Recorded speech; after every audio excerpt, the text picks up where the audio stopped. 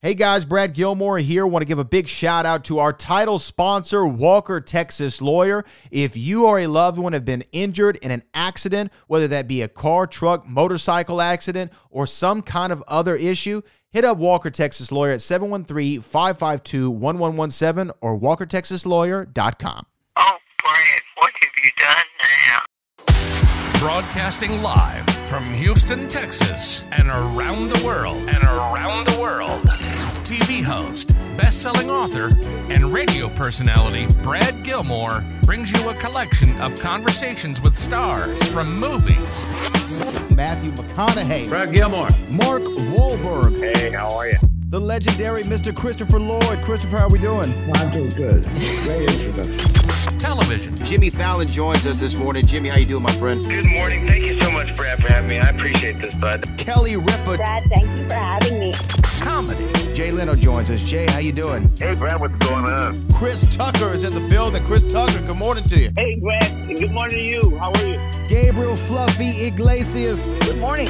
Music. Lola Monroe. Thank you. Thank you for having me. The legendary frontman of AC/DC, Brian Johnson, joins us right now. Brian, how you doing? Good morning, Brad. What looking to talk you me funny, lad. Grammy Award winner Maya joins us. How are you? And more. This is The Collection. Now your host, The Boat. Brad Gilmore! And joining us right now on the line is one of the most iconic comedians of all time and one of the most prolific television performers. The new show, Lopez vs. Lopez, the final 2 episodes of Season 2, going to be airing this Tuesday back-to-back on NBC at 7 and 7:30 Central. Streaming the next day on Peacock. George Lopez joins us right now. George, how are you doing, sir? I'm good. Thank you. Good morning. Hey, good morning. Look, this show, Lopez vs. Lopez, Season 2, we're rounding third on it. The final 2 episodes are about to air on NBC, like I said, on Tuesday. How are you feeling about these last 2 episodes, and what can people expect? Well, I feel good. I mean, the first, the back-to-back thing is for the month of April is exciting. I'm not sure many broadcast TV shows have ever really gone back-to-back as a sitcom format. But, I mean, we started with Gabriel Iglesias. Last week we had Lisa Rinna. We had some dating things. So going into 9 and 10, we're really, really excited. I mean, people that have loved the show love it more this season. You get another year under your belt, and, the stories are great. They're all relatable. The issues with the family are there. My issues are there. And going into the last 2, they're really exciting. I mean, as we left off, my ex-wife is dating. And then, in real life, I wasn't as bothered as my ex-wife dating as I seem to be in the world of television. That's all right. That's all right. And there's just twists at the end, and it's been great. I mean, it's all, everything is, when you put a team together, everything is cast dependent. You can't. I couldn't carry a show by myself. Mine's been really amazing last year, and this year finding her voice, finding her funny, and all that stuff. And then now Madrigal and everybody else and the Senonas, and Bryce Gonzalez, who's from Houston, is just. I think he's been anointed as maybe. I'm sure Charlie Chaplin was a kid actor, but maybe the best kid actor that's ever worked in Hollywood. You know what? We love that he's out here representing Houston. And your show, too, you have, like you said, there's so much talent around you, and then the guest stars that come in, and then hitting on real life. Like, you've always incorporated your real life into your TV shows, even going back to the original George Lopez show, something as small as naming Mel Powers after a real boss you had at the book publishing company you worked at. Or then this show coming from real life as well, for things that happened with you and even the relationship of you and your daughter. Do you feel like that's been the key to your comedic success, is bringing in that real life? I'm going to say that I think it's been very helpful. I mean, it's really tough to go through all those things. And when Maya and I weren't talking, and then when we really did start to talk, you could feel the break between us, and it's not easy to go through that in real life, but I think what helps people connect to this show is, we're not the Lone Rangers in any of this. Everybody goes through it, but the show has been great for our relationship. And I think that, I think for me, the idea that a lot of it is based in real life, and I've had a tremendous amount of success sticking to that format. When you're working with your daughter in the scenes. A lot of the times you want to make sure their chemistry's right, especially when you're going to have a sitcom like this. That we're on season 2. I'm hoping for season 20, and you have to have that chemistry. Did it feel almost natural with that relationship with your daughter on camera, or did it take a time to develop what your on-screen chemistry was going to be? That's a really good question. Clearly, you see there's a connection between us that wouldn't be there, I think, if it was just, actors. But also in almost like a quarterback and wide receivers or your pitcher and catcher, the more you play together, the more you start to understand everybody's nuance. And then there's a little bit of gap of air, and then, you'd move over to a spot and do all stuff. So all that stuff that we're figuring out in season 1 with the longer season, in this 10-episode run to get to season 3, I think we've filled in those gaps really well. I think Mayan has done, and a lot of times I think this season she's off on her own thing where I'm not with her as much in these 10 episodes as I was last year, and I like that. I like that my kind of arc has been more with my best friend, and hers is with her, mom and her boyfriend and her partner. And the other thing that you kind of mentioned at the top of some of the great guest stars that you have, I've heard Mayan refer to this as like the Lopez Cinematic Universe, the LCU. And you have so many great people coming in, whether it be Cheech or Rita Moreno. Are these people receptive? Are you reaching out to them and that's how they're coming on the show? And is it one of those things like, oh my gosh, of course, I love the show. I'd love to come on. Oh, yeah. I think it's that now in the beginning. But also in my first show, I did the same thing. Right. And I would say everybody that I know would be in place. So they do want to come on the show. Not all of them say yes, which that's cool. But the ones that do, I've been around a long time, so I kind of really do know everybody.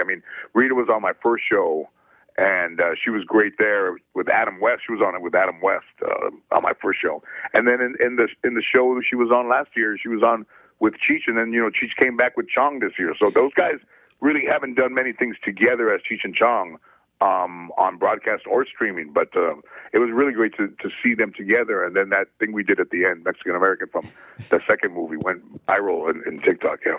The final 2 episodes again of season 2 of Lopez vs. Lopez air this Tuesday, back to back on NBC at 7 and 7:30 Central, streaming the next day on Peacock. George, one of the things I've always wanted to talk to you about is you did something with your stand-up, especially with your specials that you did on HBO, that very few people have ever done. You did them live. And to me, most comics want to do 2 shows, get the best pieces together so that you give, maybe your best foot forward. Why was it so important for you to do it live? Right. I did a special called Why You Crying in 2004, and it came out in 5. And at that time I was doing my show. I didn't really have a lot of time to edit it, and I didn't think the guy who did the editing on it did a very good job. So I thought if I do things live, plus, Chris Rock said, "Oh man, I don't have the guts to do it live. It's really tough to do it live." And I thought, man, Chris Rock's one of the best ever. And Seinfeld did one on Broadway. He got heckled during the show, and he's like, "Are you not aware that this is live? Nobody cares." So, as a boxing fan, that's live, and I thought the only way to make stand-up more exciting or a little bit more difficult or more hardwire would be to do it live. I think that it just takes so much, confidence in your material to go out there and nail it live and have those hecklers, because you don't know what's going to happen. I've always appreciated the fact that you did that. Thank you. I wouldn't do it again, but it was fun. Talking about the shows that you've done, I have to tell you this. I'd be remiss if I didn't, because Lopez Tonight, to me and my generation of people, was such a transformative show, because the people that you had on there, the experience that it wasn't like anything in late night. It felt like, I don't know, man, the way you delivered your monologue, everything about the show was great, and I loved it. And I know you said that that's a show that a lot of people are lifers in, and that's not what you wanted to do. But when you reflect on that, did you have a great time on Lopez Tonight? I was just watching Leonard Skinner from Lopez Tonight. I remember when I got there in the morning, and their big long red Leonard Skinner truck was backing in, putting their equipment in. I was just like, man, this is unbelievable. Prince. I got to sit down with Prince.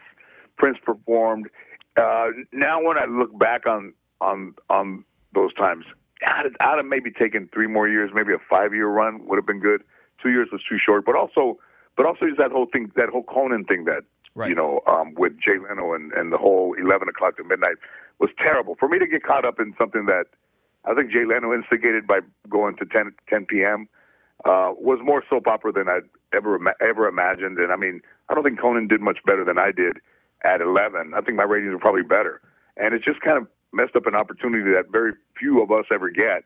And that show could have kicked everybody's ass. But, you know, we'll never know. But 2 years of exciting TV, definitely it was. When you spoke to a generation, man, you had the young people on your side. I feel like you could have done that show forever because we would have been with you. And you know what? I want to ask you this, too, before I have to let you go. Lopez versus Lopez Season 2, going to air the last two episodes of the season, airing back-to-back on NBC at 7 and 7:30, next day on Peacock. November 21st, 1991, you made your first Johnny Carson appearance on The Tonight Show. I watched your appearance this morning on YouTube. Still hilarious. The AAA joke about your grandfather thought it was, you know, Alcoholics Anonymous for serious alcoholics was so funny. Do you remember that experience? And was it like what everyone says is after you do Johnny, you're booked everywhere?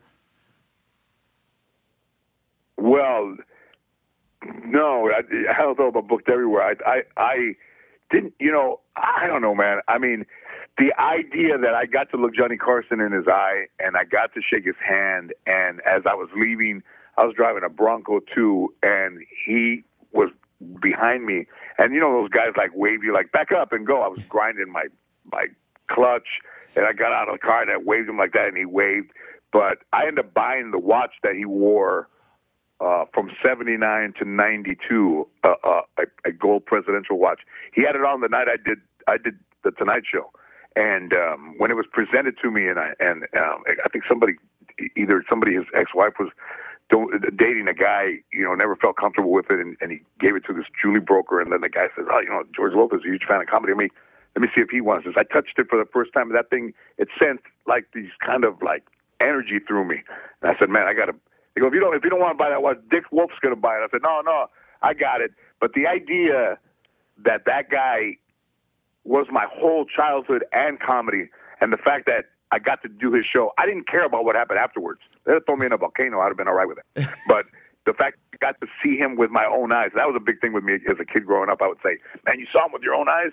And because of Lopez Tonight and Johnny Carson, I saw all of the great influential people, musicians, and just people that were the coolest of all time with my own eyes. Oh, man. Well, thank you so much for taking the time this morning. Lopez versus Lopez this Tuesday, the final 2 episodes of Season 2. George Lopez, I really appreciate your time, sir. Yes, sir. Thank you.